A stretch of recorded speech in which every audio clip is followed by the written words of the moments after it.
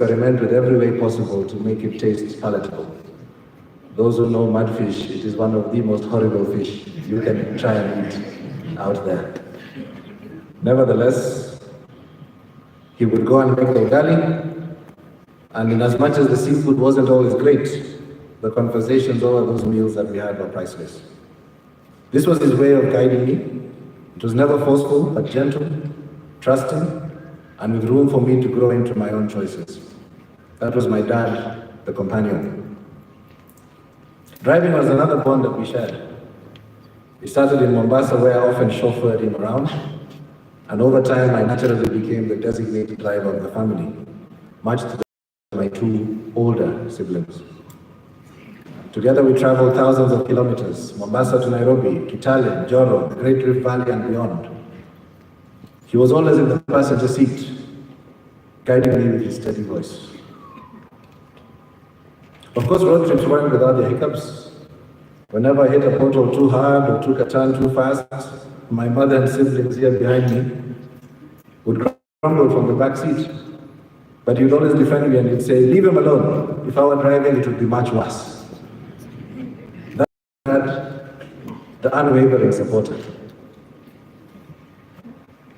My dad was also a believer in my dreams. Following high school, I joined USAID Africa to pursue a degree in applied computer technology and immediately secured an internship and later a job.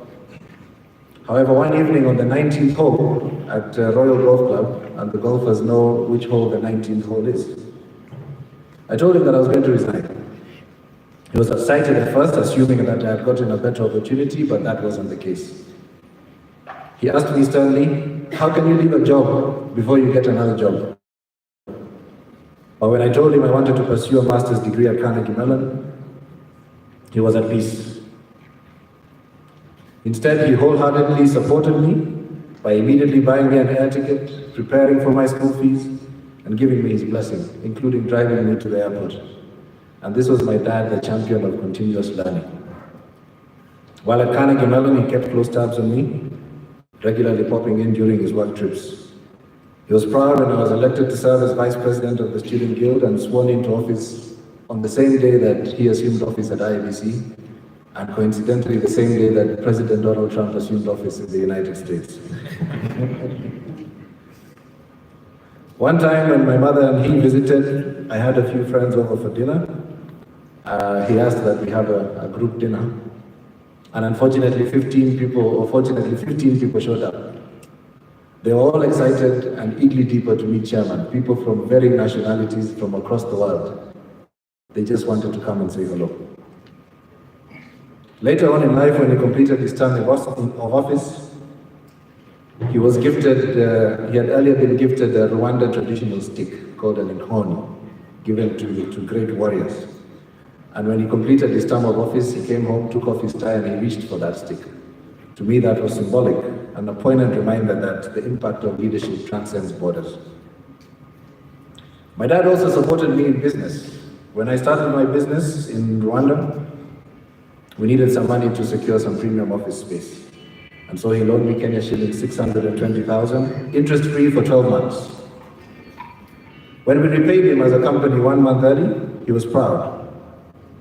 But when he learned that the bank had flagged the transaction as suspicious because I was supposedly the son of a politician, he was absolutely furious. The same bank later on refused to open a business account for one of my businesses, citing the same reasons. His response? He closed his own accounts with the bank. Much to the frantic calls of all the managers, he ignored them, hung up on them, and proceeded to close his accounts with that bank and moved his salary account elsewhere. This was my father, principled, protective, and unwilling to let his family be mistreated. You couldn't mess with him.